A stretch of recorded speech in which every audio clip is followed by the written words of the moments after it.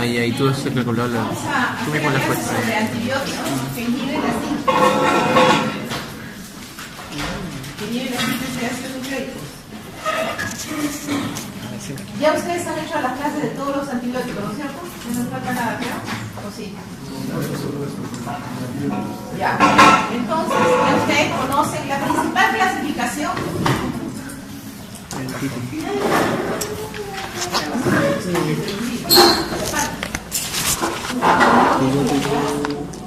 Que inhiben la síntesis de los ácidos nucleicos.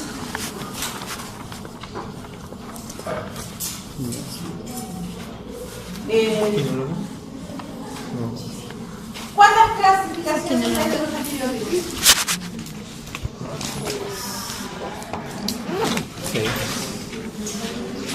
Se puede clasificar cuando son antibióticos de acuerdo a su fármaco binomio, ¿no? Cuando son tiempo dependientes, concentración dependientes.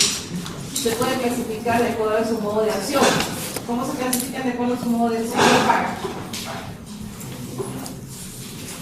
Sin ninguna autorización lo pueden. ¿Ah? ¿No saben hasta ahora? En bacteriostáticos y bactericidas. De acuerdo a su modo de acción. De acuerdo a su vida media, también el vida media corta, vida larga. Pero la clasificación más utilizada es aquella que es de acuerdo al mecanismo de acción. Se clasifican en antibióticos que inhiben la síntesis de pared celular, que inhiben la síntesis proteica, aquellos que alteran la permeabilidad de la membrana celular, aquellos que inhiben la síntesis de compuestos bacterianos importantes como el ácido fólico y aquellos que inhiben la síntesis de ácidos nucleicos. Entonces nosotros vamos a ver ahora los antibióticos que actúan inhibiendo la síntesis de ácidos nucleicos. ¿Ya? Entonces vamos a ver tres grupos de antibióticos que son las quinolonas, los nitroimidazoles y las rifamicinas. Entonces, ¿por qué se llama? Entonces vamos a estar por aquí, ¿no? Inhibe la síntesis del DNA y que inhibe la enzima de RNA polimerasa, las rifamicinas. ¿Ya? Bueno, ustedes saben que la célula bacteriana se diferencia de las células animales porque tienen una pared celular bastante compleja, sobre todo la de los gram negativos. Y no tienen núcleo. Su material genético está disperso en el citoplasma, ¿no? En los ácidos nucleicos. Y como es tan grande, ¿no? Entonces tiene que estar así, como súper enrollado. Para que no rápido, pues chicos. Ustedes ya ven lo que están estudiando, pero no ambuye, por favor. Entonces, además de la pared celular, de que el ADN está súper enrollado y está en el citoplasma sin estar contenido en un núcleo, los ribosomas bacterianos también son diferentes de los nuestros, ¿no? Porque tienen dos unidades importantes, la 30S y la 50S.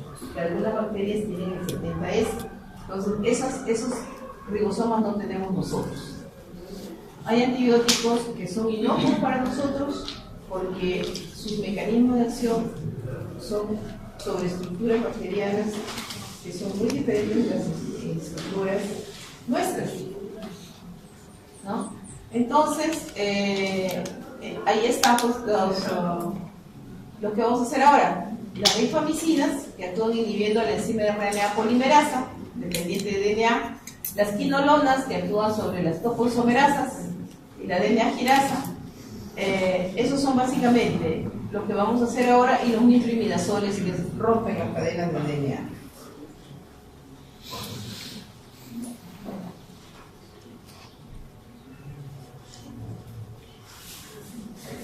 ¿Qué vamos a hacer? Hoy vamos a comenzar con la rifampicina.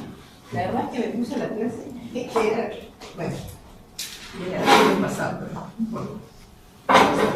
Entonces la rifampicina ustedes lo conocen porque es un tuberculicida de primera línea. Está dentro de casi todos los esquemas para tratar tanto la tuberculosis pulmonar como extrapulmonar. Y básicamente se reserva, es un antibiótico que se reserva para el tratamiento de la tuberculosis. También tiene acción contra otros gérmenes, claro que sí, gram positivos y gram negativos.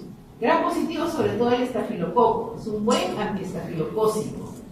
Y gram negativos también, ¿no? Incluso se utiliza como para la prevención de las enfermedades que se transmiten, por ejemplo la gonorrea, la Neisseria gonorrea, o sea, todo ese grupo de Neisseria son sensibles, la Neisseria meningitis, la Neisseria gonorrea, son sensibles a la rifampicina.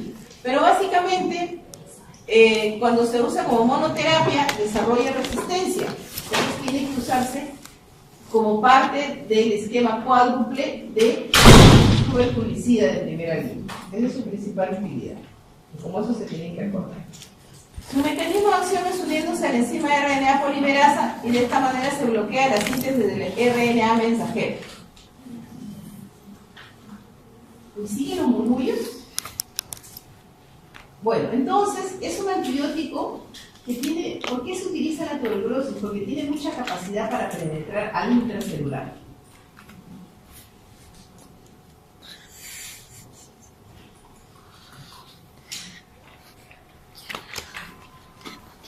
También de los otros que vamos a tocar son las quinolonas. Las quinolonas, que más o menos comenzaron a utilizarse, las de primera generación, o sea, se clasifican las quinolonas de acuerdo a la época que han ido apareciendo. Tenemos las más antiguas de la década de 60, como el ácido nalindícico, que son las quinolonas de primera generación. Luego tenemos en la década del 70, aparecieron las de segunda generación, que aún se siguen utilizando, como la norfloxacina y la ciprofloxacina. Las de tercera generación y las de cuarta generación que ya aparecieron en la década del 90. Entonces eran muy buenos, excelentes antibióticos, quimioterápicos, porque no derivan de productos vivos, son quimioterápicos, excelentes, ¿no? La de primera generación era de efecto bacteriostático de espectro reducido, y a partir de la segunda generación y en adelante ya son bactericidas y de amplio espectro. Pero el mal uso o el uso inadecuado o abuso de los antibióticos, en este caso de las quinolonas, nos ha generado que desarrollen muchos mecanismos de resistencia bacteriana. Entonces eran excelentes para el tratamiento de los gram negativos, sobre todo en las infecciones urinarias, pero los tratamientos mal indicados, por ejemplo, que tomen para una infección urinaria que el tratamiento debe ser 10 días, que lo tomen 3, 4, 5 días, entonces eso hace que las bacterias desarrollen resistencia y nos vamos quedando sin estos recursos terapéuticos antibacterianos importantes, ¿no? Aún sigue siendo muy útil y prácticamente es de elección en la salmonelosis, ¿no? Sobre todo tiene muy buena indicación en las salmonelosis típicas y no típicas, y en enfermedades diarreicas, sobre todo por Escherichia coli. Los nitroimidazoles, aquí tenemos el metronidazol, ¿no? Que lo que van a producir es la ruptura del DNA, uniéndose al grupo, sobre todo tiene acción contra los anaerobios que tienen un grupo nitro, ¿no? Entonces, este grupo nitro es reducido y produce la lisis de las bacterias anaerobias. Aparte de ser el metronidazol eficaz como un antibiótico contra gérmenes anaerobios, también es útil contra parásitos trofozoitos de Giardia lamblia, sobre todo, y de entamea histolítica. Bueno, la estructura química básica, esa es la estructura química fundamental de las quinolonas. En la posición 1, muy importante, la acción del grupo nitritos o del nitrógeno. En la posición 3, el grupo carboxilo. En la posición 4, el grupo carbonilo. Y en la posición 6 es donde se le adiciona el flúor. Entonces, por eso que las quinolonas, a partir de la década del 70, en que se le adicionó el flúor en la posición 6, ya amplían su espectro, aunque sean solo las de primera generación contra gram negativos, espectro reducido, amplían la adición del flúor, aumenta la potencia antibiótica, amplía el espectro antibacteriano y los hace bactericidas. Entonces la posición del flúor en la posición 6 es muy importante. Como dice ahí, ¿no? Entonces, cada grupo de esta estructura básica, fundamental de las quinolonas tiene algo que ver. Por ejemplo, el grupo carboxilo es esencial para la unión de este quimioterápico a las enzimas, a las DNA girasas, ¿no? Y también le permite ingresar a través de la membrana bacteriana. El nitrógeno en el grupo 1 va a determinar la influencia y la potencia y la farmacocinética de cada grupo de quinolonas. La posición flúor, ya les he dicho que aumenta la potencia bacteriana, ¿no? Y cada radical que se le va cambiando, agregando, hace que vaya mejorando o vaya cambiando, ¿no? Por ejemplo, la segunda generación amplían su espectro, la tercera generación son muy útiles en bacterias gram positivas resistentes a otros antibióticos, y las de cuarta generación tienen mayor espectro contra anaerobios. Entonces ven cómo se va, ¿no?, mejorando las estructuras. Bueno, entonces, como ya les dije, las quinolonas tienen que inhibir a la enzima DNA girasa, que es muy importante para el superenrollamiento del DNA. De esta manera, la unión al complejo DNA girasa inhibe la replicación y transcripción del ácido desoxirribonucleico. O sea, normalmente, así como la figura moradita, está superenrollado en hélice, ¿no? Entonces, pero cuando se rompe, se une la quinolona a las enzimas, a la DNA girasa y a la topoisomerasa 2, entonces ya no se puede superenrollar. Y eso hace que la bacteria se lise, ¿no? Sobre todo, la eficacia contra gram negativos básicamente es porque se inhibe la enzima DNA girasa, ¿no?, y a la topoisomerasa. En cambio, la eficacia contra gram positivos es solamente cuando se bloquean las topoisomerasas 2 y 4. Entonces, como ya les hablé, de acuerdo al tiempo que han ido apareciendo y a las modificaciones que se le hicieron en el anillo básico de la estructura química, es que se van cambiando de generación. Como les dije, el prototipo, la quinolona en primera generación, es el ácido nalidíxico, que solamente era activo contra las enterobacterias. Sí, como el ácido nalidíxico, nombre comercial, Wintomelón, todavía se sigue utilizando. Pero tenía la desventaja que no eran activos contra pseudomonas.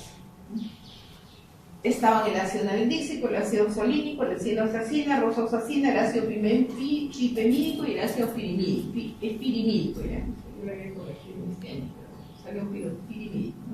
La de segunda generación, la norfloxacina, que es una quinolona que se usa por vía oral, muy útil en el tratamiento también de las infecciones urinarias. La ventaja es que tenían vida media larga y se podía tomar monodosis. Pero también el mal uso ha hecho que la mayor parte del Escherichia coli sea resistente a la norfloxacina. Hablo del Escherichia coli porque más del 90% de las infecciones urinarias, complicadas o no complicadas, son secundarias a Escherichia coli. Hay otras enterobacterias que también pueden producir infecciones urinarias. ¿Cuáles son? ¿Qué pasar muy bien? Resello. No es que pasen un curso estudiante de todo. Resello. ¿Ah? ¿Cuál? Klebsiella. Proteus. Citrobacter. Heterobac. No, ese no es tan frecuente. Ese es el complicado. Pseudomonas. Proteus. Y otros gram negativos menos frecuentes, como el género Enterobacter o Citrobacter, ¿no? Ahora, ciprofloxacino tiene la ventaja de que se puede utilizar tanto por vía oral como por vía parenteral. También puede ser de uso pediátrico.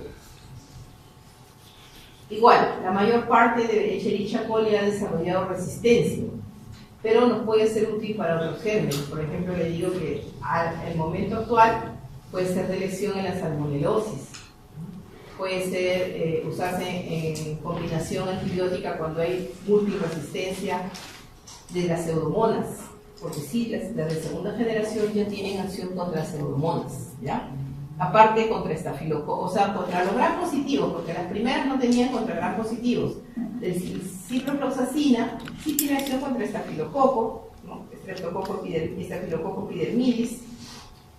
Y otros gram negativos como el Haemophilus influenza, el Haemophilus ducreyi, ¿no? Que es el agente etiológico. El Haemophilus ducreyi, ¿el agente etiológico de qué es?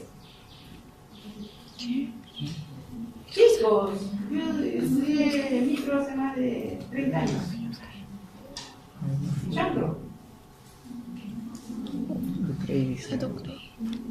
¿El Haemophilus influenza qué puede producir? ¿Ah? ¿Cómo? ¿Gripe? No, por favor, ese será el virus de la influenza. El Haemophilus influenza es una bacteria.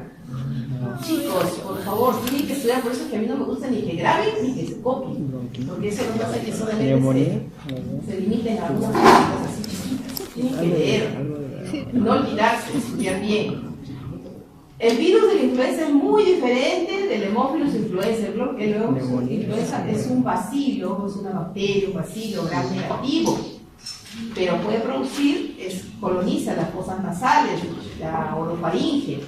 Antes de la vacuna, que tiene más o menos incluido en el calendario, porque ahora se vacunan a los niños contra Haemophilus influenza, se veían cuadros muy severos de neumonías por Haemophilus influenza y meningoencefalitis por Haemophilus influenza. Pero ahora eso ya prácticamente no se ve, salvo en aquellas mamás que no vacunan a sus hijos. Porque dentro de la vacuna pentavalente, del esquema de inmunizaciones, está la vacuna contra Haemophilus influenza, porque es una bacteria que producía alta morbimortalidad en niños menores de 2 años. Ahora el Haemophilus influenza lo podemos encontrar como agente etiológico de las otitis medias agudas, todavía produce, ¿no? De la sinusitis.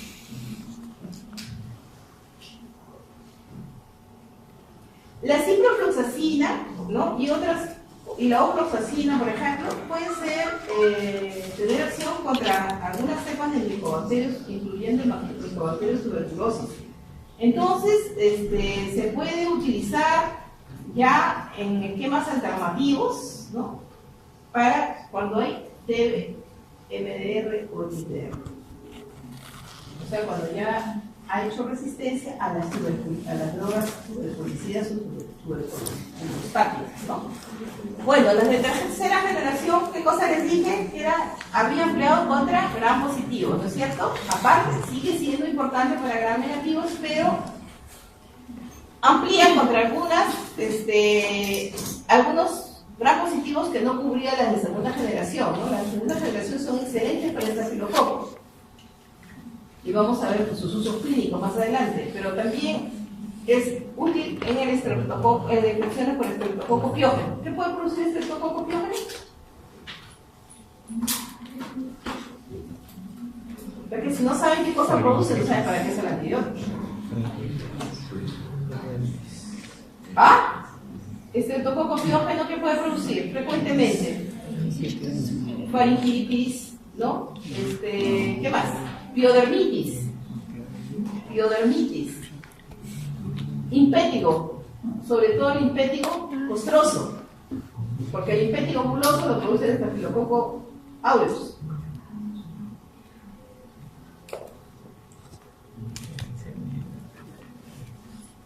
Entonces, de esta tercera generación destaca la levofloxacina. De cuarta generación ya van rescatando contra anaerobios, ¿ya? Entonces, y el más utilizado es el mofifloxacin, puede administrarse por vía oral y por vía parenteral, ¿no? Gatifloxacin, pero estos son costosos, de verdad que de esta generación la más utilizada es mofifloxacin y gatifloxacin. Bueno, la absorción es variable, ¿no? Por vía oral. Por ejemplo, algunas sí tienen presentación, como están destacadas ahí, para vía oral y vía parenteral. Por ejemplo, ciprofloxacina, ¿no? La ciprofloxacina todavía les digo que puede utilizarse, entonces hay que guardarla, ¿no? Indicarlas de manera adecuada. Entonces, podría utilizarse en infecciones severas y en infecciones moderadas. También tienen la biodisponibilidad varía, ¿no? De 50 a 85% cuando se administra por vía oral. Tiene mínimo efecto de primer paso. Tiene dentro de su farmacocinética, tiene la ventaja de que se distribuye a varios tejidos donde otros antibióticos o quimioterápicos no penetran bien. Por ejemplo, es muy útil en las infecciones de transmisión sexual porque penetran bien a la uretra, a los líquidos, al líquido seminal, ¿no? Al fluido vaginal. Entonces sirve mucho para las infecciones vulvouretrales, vulvovaginitis, ¿no? Infecciones, por ejemplo, para los refritis gonocosis, ¿no? Porque penetra bien. Se puede utilizar también en la enfermedad pélvica inflamatoria. Penetra bien a la próstata pocos antibióticos llegan, ¿no? Por eso es que los tratamientos se tienen que dar en forma prolongada. Algunas tienen buena penetración al sistema nervioso central, alcanzando altas concentraciones de líquido cefalorraquídeo como el otro. Por ejemplo, aquí hay una prescripción, un ejemplo de cómo la ciprofloxacina se puede utilizar en adultos o infecciones graves, 750 miligramos cada 12 horas, infecciones moderadas, 500 miligramos cada 12 horas. La ampolla viene de 250 y tabletas de 500. En niños, la dosis es de 10 a 20 miligramos por kilo por día, que puede ser repartida en dos dosis, o sea, 10 y también hay presentación por vía oral. Hay que corregir cuando hay insuficiencia renal aguda, ¿no? Cuando el clearance de la destilación de creatinina está por debajo de 30, ¿no? Entonces hay que disminuir la dosis y ampliar el intervalo entre dosis, como está ahí.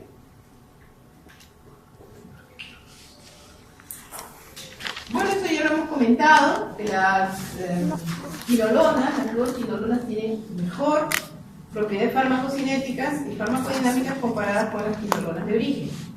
Su vida media es más larga, permite, por ejemplo, el ácido dalindíxico, que es de primera generación, se podía tomar cada 6 horas, ¿no? En cambio, le he dicho que la norfloxacina puede ser una vez al día y la ciprofloxacina cada 12 horas. Importante efecto postantibiótico. O sea, EPA significa efecto postantibiótico. Las quinolonas tienen un EPA importante.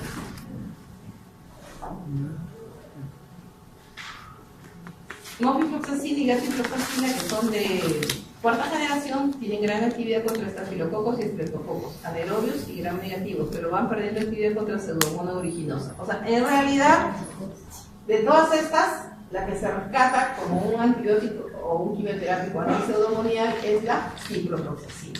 Incluso cuando hay infecciones por pseudomonas multiresistentes, porque ustedes saben que hay gérmenes muy virulentos, muy patógenos. Uno de ellos es la pseudomonas aeruginosa, otro es el Staphylococcus aureus. Son gérmenes muy agresivos, generan muchos mecanismos de resistencia bacteriana.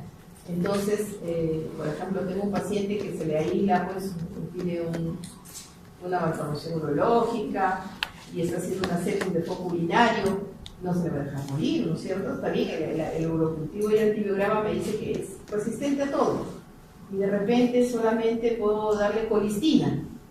Colistina casi no hay en el país. Mientras uno importa o hace su pedido de compra, entonces se le puede dar una combinación de un carbapene, porque los carbapenes se siguen utilizando inclusive en las infecciones por pseudomonas resistentes, un carbapene, un aminoglucósido, y se puede dar la ciprofloxacina en infusión continua. ¿Ya? ¿Por qué? Porque es un antibiótico concentración dependiente. Entonces, si yo lo tengo permanentemente, alcanza concentraciones séricas mínimas inhibitorias para efecto bactericida. No nos olvidemos. Bueno, la gatifloxacina, también de cuarta generación, se utiliza desde hace 27 años, desde el año 2000, sobre todo para las infecciones complicadas de de los pacientes diabéticos, ¿no? El pie diabético infectado. Gemifloxacina se probó en Estados Unidos en el 2003, ¿no? Y se utiliza también en infecciones respiratorias altas y bajas, sobre todo las neumonías adquiridas en la comunidad, producidas por Streptococcus pneumoniae. ¿Cuál es el nombre común del Streptococcus pneumoniae? Neumococo. Neumococo.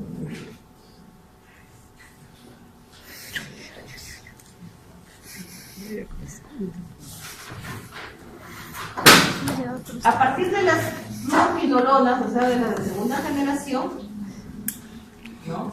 Que difunden bien en casi todos los tejidos y fluidos corporales, por ejemplo, para que vean, ¿no? Las de segunda generación, como la ciprofloxacina, solamente penetra entre un 5 y 25%.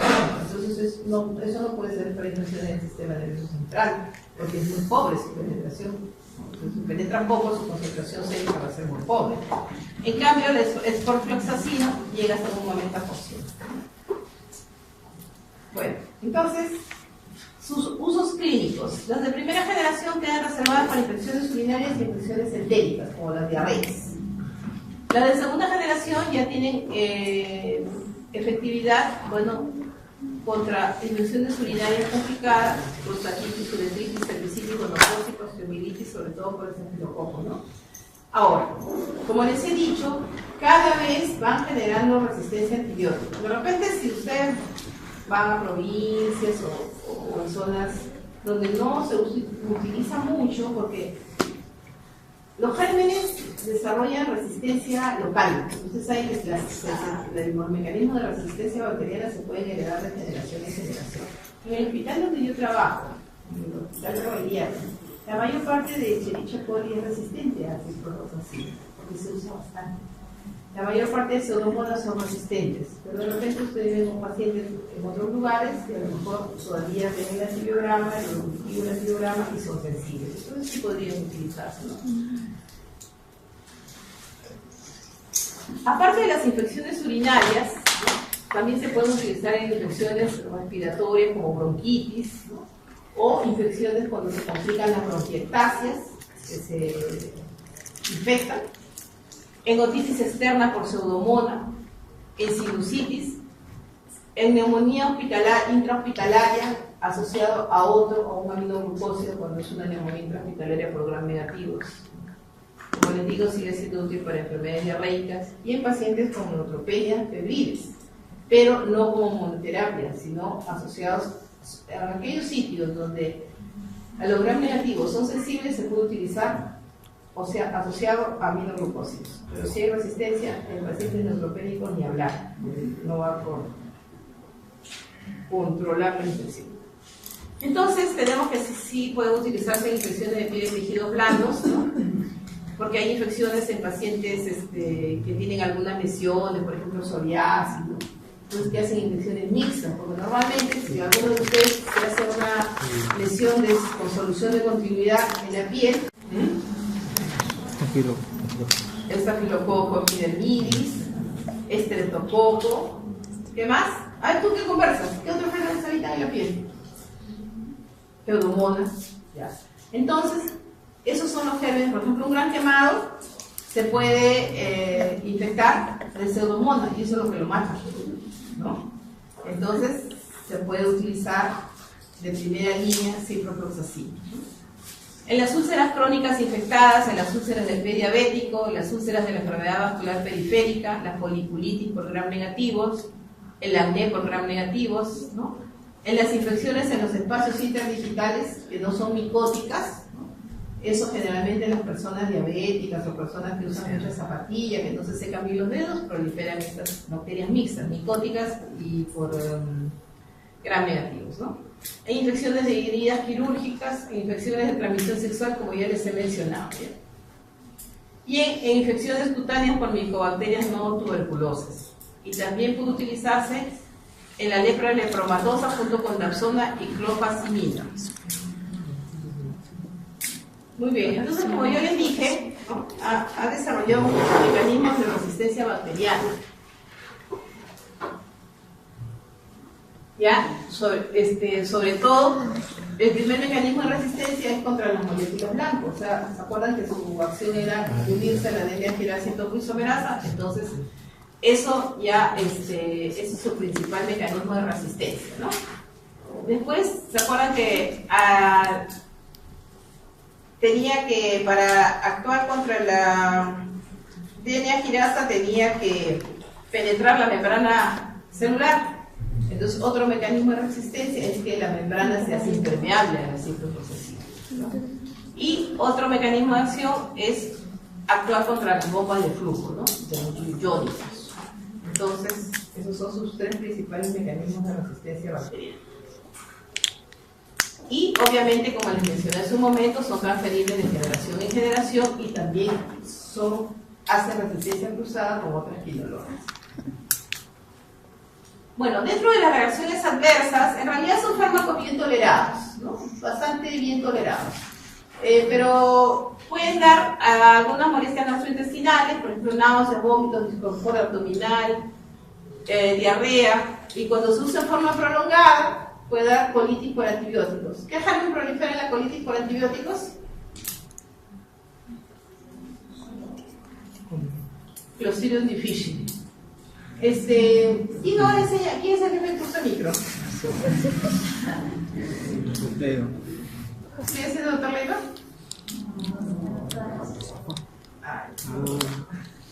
El doctor Leiva era jefe del curso de química. Yo también estudié acá.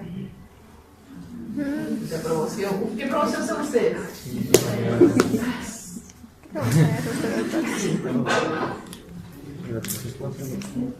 Yo soy de la promoción 13, una de las mejores promociones.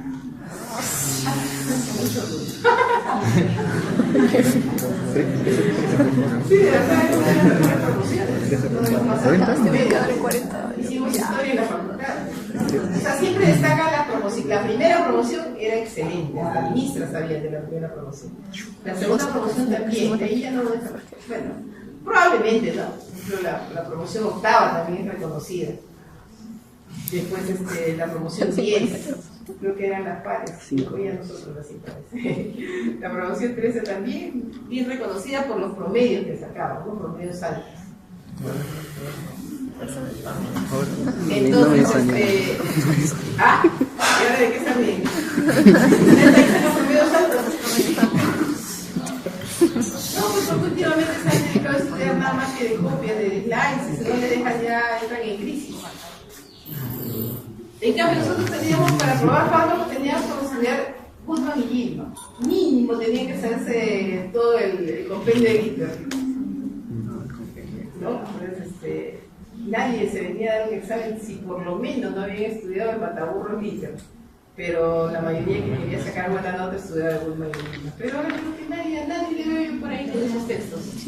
Claro, hay virtuales, ¿no? Pero no todas las páginas. Bueno, seguimos, ya pasó el recreo. Entonces también puede dar un poco de dolor de cabeza, puede dar malformaciones cutáneas, reacciones cutáneas como rash, fotosensibilidad. ¿Qué quiere decir fotosensibilidad? Que cuando uno se pone al sol y no se echa un bloqueador, los antibióticos pueden producir una coloración bruna sobre las regiones malares. También pueden dar alteraciones hematológicas como leucopenia, eosinofilia, hemólisis, anemia hemolítica, trombocitopenia e incluso coagulación intravascular diseminada. También puede haber hepatotoxicidad y puede producir falla renal y alteración del electrocardiograma con un sistema prolongado. Bueno, esto era antes, ¿no? Yo lo puse ahí para decir que esta era una transparencia de la década del 70 y 80, que las quinolonas eran lo máximo en esa época, ¿no? Porque eran de élite para tratar sepsis por gram negativos, por genes de alta virulencia y que ya habían desarrollado resistencia contra los antibióticos beta-lactámicos, ¿no? Pero ahora ya no es así. Ahora ustedes van a la farmacia y sin receta le venden ciprofloxacina. Lo malo es que toman ciprofloxacina, de repente cuando tienen diarrea, toman un día, 2 días, o tienen una infección urinaria y toman 4 días, 5 días. Entonces, eso es lo que se genera resistencia bacteriana, ¿no? Esas son, digamos, esto no es actual, ¿eh? Ojo, esto es que lo puse yo, y que yo lo había borrado porque el año pasado se confundieron en el examen, pero lo había borrado para esta clase porque esto fue al inicio, 70, 80, ¿no? No había más. Y no había otras alternativas. Todavía siguen siendo útiles, pero ya no son tan útiles. Ahora han sido superados por los carbapenes, por ejemplo. Para infecciones por pseudomonas, la cifra era lo máximo. Pero ahora ya no. Entonces podemos tener, por ejemplo, carbapenes. ¿Qué carbapenes conocen? Ya hicieron, ¿no? Meropenem, imipenem, alfapenem. Pocas bacterias han desarrollado resistencia. Por ejemplo, esos ya son considerados antibióticos de reserva. Muy bien, pasamos al metronidazol, que pertenece al grupo de los nitroimidazoles, ¿no? Y los nitroimidazoles, como el metronidazol, es de amplio espectro, activo contra anaerobios y protozoarios, como dije al inicio.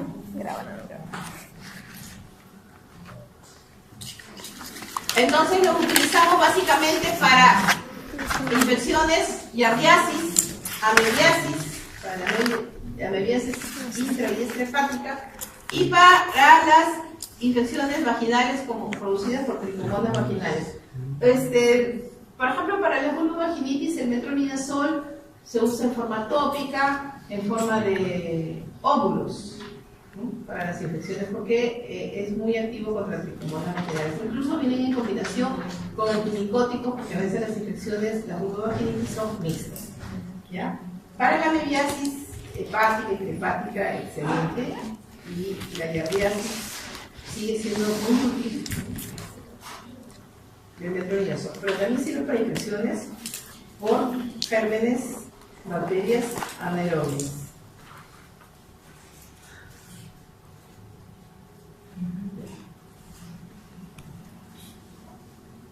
Conocemos una bacteria muy famosa en la actualidad, desde hace unos 5 o 7 años que se descubrió que, o hasta unos 10 años, que el Helicobacter pylori, ¿qué produce? ¿O qué se asocia? ¿Ah? Úlcera gástrica, cáncer gástrico, ¿no? Entonces, las infecciones crónicas por el Helicobacter pylori pueden producir, se asocia. O sea, se ha encontrado que poblaciones que tienen cáncer gástrico tienen infecciones por Helicobacter pylori. Pero también se ha demostrado, o sea, no es una evidencia uno, por ejemplo, ¿no? Se ha demostrado que infecciones por... Hay pacientes que tienen infecciones por Helicobacter pylori y nunca desarrollan cáncer. Entonces, hay una asociación. Pero no se puede decir que necesariamente todo el que tiene cáncer ha tenido que tener infección por Helicobacter pylori. Entonces, ahora hay muchas maneras de diagnosticar a tiempo el test del aliento, una endoscopía con biopsia. Entonces, pero sí hay que tratar las infecciones. Como hay esa referencia de que hay pacientes que tienen infecciones y que desarrollan cáncer gástrico, entonces tienen que tratarse. Y una de los antibióticos que utilizamos en el esquema contra el Helicobacter pylori, porque a veces son muy resistentes, es el metronidazol. También es utilizado porque como en el tratamiento de una enfermedad inflamatoria que no es infecciosa, que es la enfermedad de Crohn, se utiliza como un modulador, ¿ya? También se puede utilizar en la diarrea asociada a tratamientos antibióticos. Por ejemplo, las lincosamidas, como la clindamicina. Más de 10 días de antibiótico, pues se puede utilizar, por ejemplo, en osteomielitis, ¿no? Que tiene tratamiento prolongado. Le puede dar diarrea por antibióticos. Ya le he dicho que se produce por la toxina, generalmente la toxina de Clostridium difficile. Entonces, se le tiene que dar metronidazol por vía oral. Y también en ese acné feo que no se puede controlar con tetraciclinas o con macrólidos, también porque en el acné rosácea también está metido el Corynebacterium acné y otras bacterias anaerobias. El mecanismo de acción ya sabemos que reduce el grupo nitro, actúa sobre las proteínas que transportan los electrones en la cadena respiratoria de las bacterias anaerobias. En otros microorganismos se introduce entre las cadenas de DNA inhibiendo la síntesis de ácidos nucleicos. Y su acción es lítica, bactericida, tricomonicida y amebicida. Actúa tanto en las células en fase de división como en las células en reposo.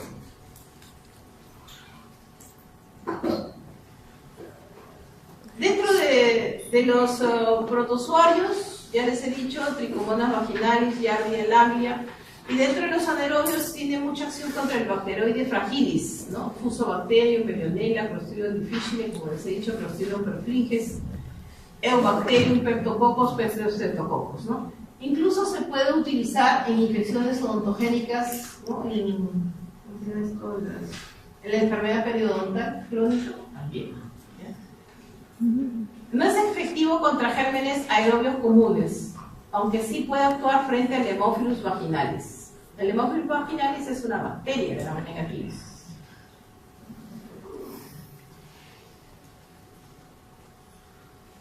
Bueno, pero eso es para cultura, ¿no?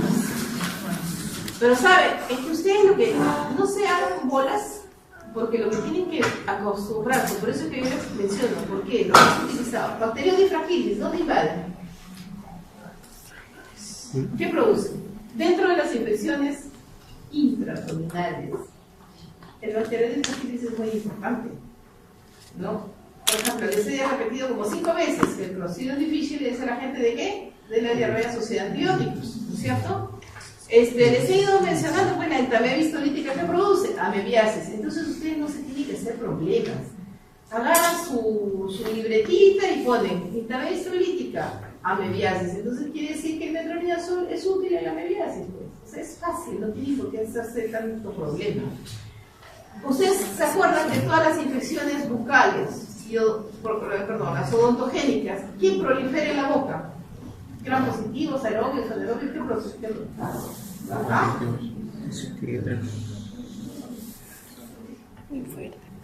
La flora es básicamente anaerobia, ¿no? Y están los peptococos, los fusobacterios, ¿no? Porfiromonas, prebotelas, todos estos de acá son desde peptococos, que ven ahí, hasta abajito, toditos, hasta prebotela, oralis, todas son que producen infecciones odontogénicas. Por eso les he dicho, es útil en la enfermedad periodontal, porque todos los anaerobios que proliferan en la placa bacteriana de los tejidos dentarios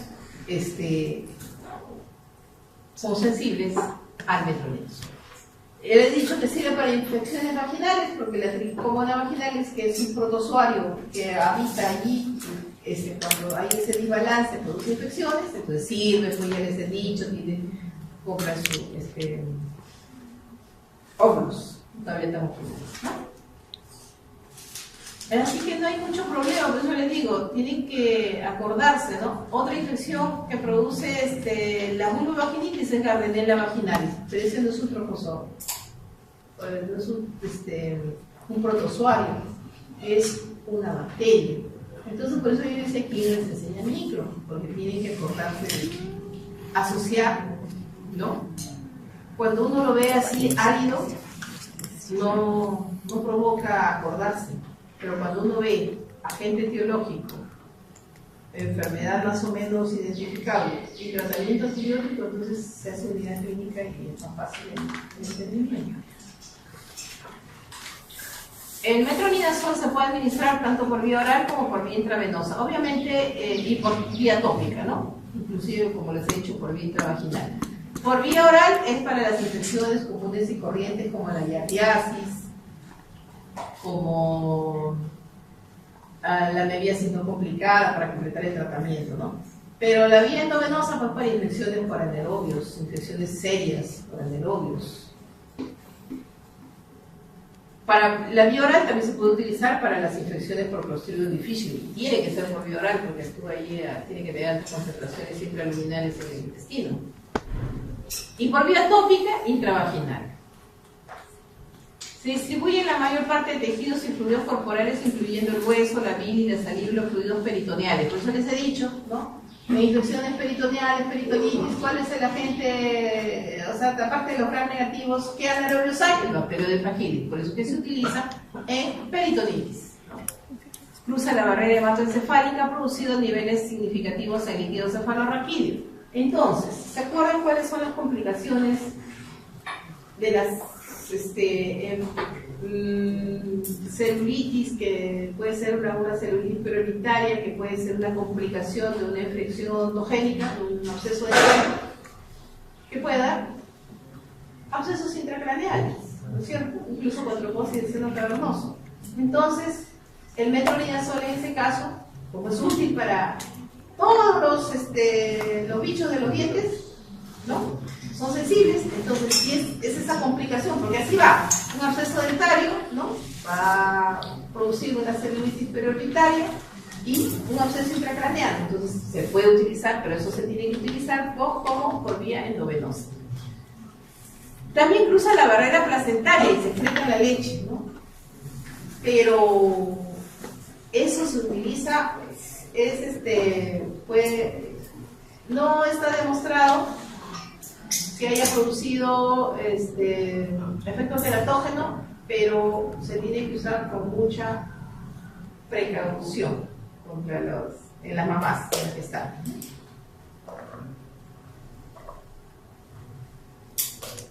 Se metaboliza a nivel hepático, ¿no? Por procesos de hidroxilación, oxidación y conjugación con el ácido glucurónico. ¿Qué otro antibiótico tiene ese mismo mecanismo de acción?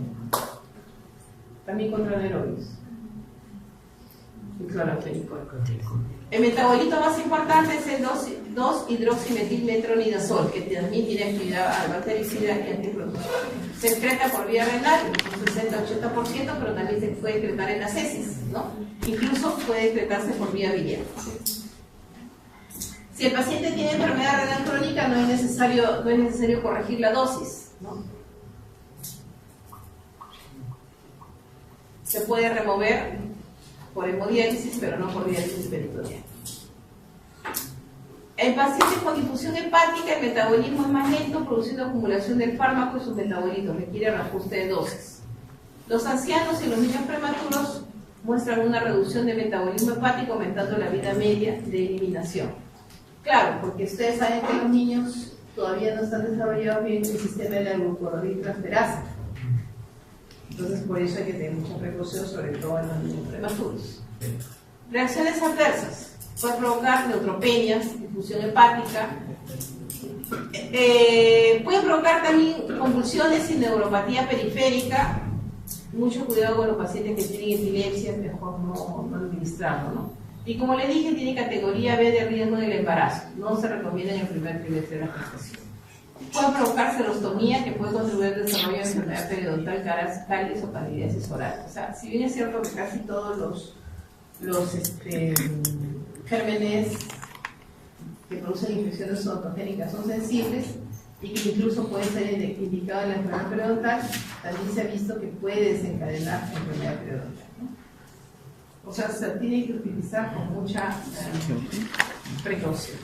Rifampicina, con este queremos trabajar, ¿no? Inhibe la enzima RNA polimerasa.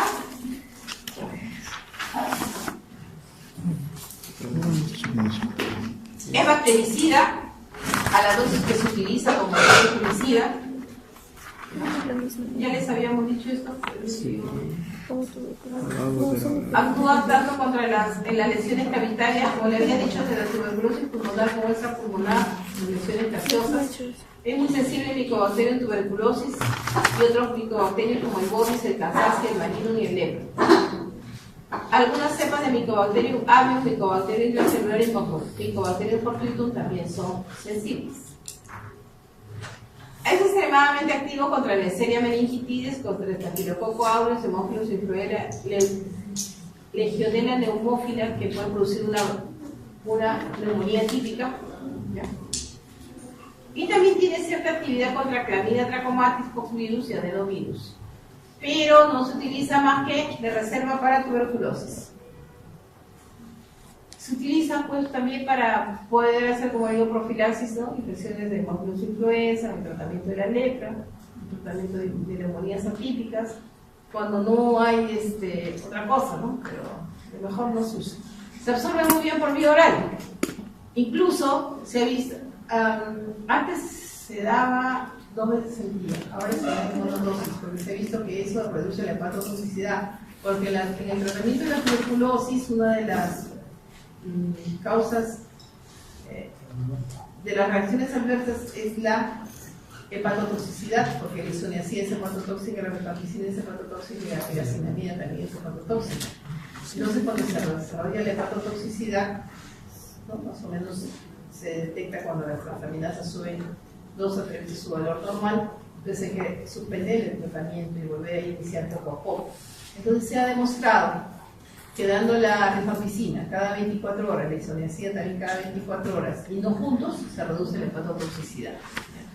Se distribuyen muy bien a todos los órganos y tejidos pulmonares y tienen la propiedad de que producen un metabolito que tiñe todas las secreciones y los tejidos de color anaranjado. Por eso es que se llama, por ejemplo, y tiene que advertir a la familia, ¿no? El paciente toma rifampicina, yo voy a acabar, así que no hagamos bulla. Y la orina se pone anaranjada, el líquido cefalorraquídeo, si hay líquido peritoneal, hasta las lágrimas se tornan anaranjadas. ¿Ya? Entonces, por eso se denomina el síndrome del hombre naranja. Atraviesa la barrera placentaria y se excreta en la leche materna. Metabolismo a nivel hepático con las mismas enzimas que metabolizan el alcohol, o sea, las acetileshidrogenasas. Sí tiene una importante circulación enterohepática, o sea, sufre el efecto del primer paso. La vida media es de 3 a 5 horas, pero tiene un efecto EPA importante, por eso es que se le puede dar cada 24 horas. Se excreta por vía fecal, las heces se ponen anaranjadas, por vía renal 30%. ¿Ya? Entonces, en el adulto, para dosis del esquema de tuberculosis es de 600 miligramos una vez al día, y la dosis máxima es 600 miligramos. En el niño, ¿no? Se le da 10 miligramos por kilo.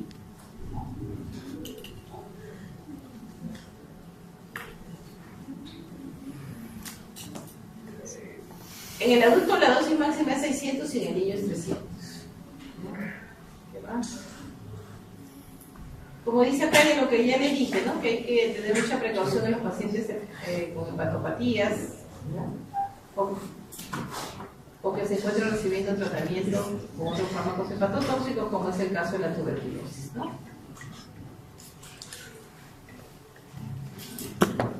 Bueno, no se debe asociar cuando ya el paciente ha desarrollado reacciones adversas con otras rifamicinas, como la rifabutina, que es para uso tópico generalmente, no de líder publicar, porque puede haber hipersensibilidad cruzada. Ya les dije que tiñe las secreciones, que es potente inductor del sistema enzimático del citocromo P450.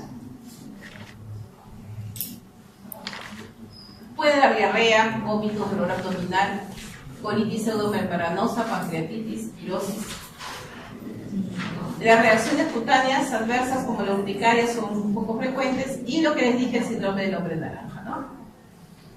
Las reacciones adversas, por ejemplo, en el tratamiento de tuberculosis hay que advertirle mucho al paciente tuberculoso que el suspender el tratamiento y volver a reiniciar, eso es lo que condiciona que pueda desarrollar este tipo de RAMS, ¿no? Donde puede haber incluso alteraciones hematológicas, anemia hemolítica, leucopenia, incluso producir el choque y insuficiencia renal.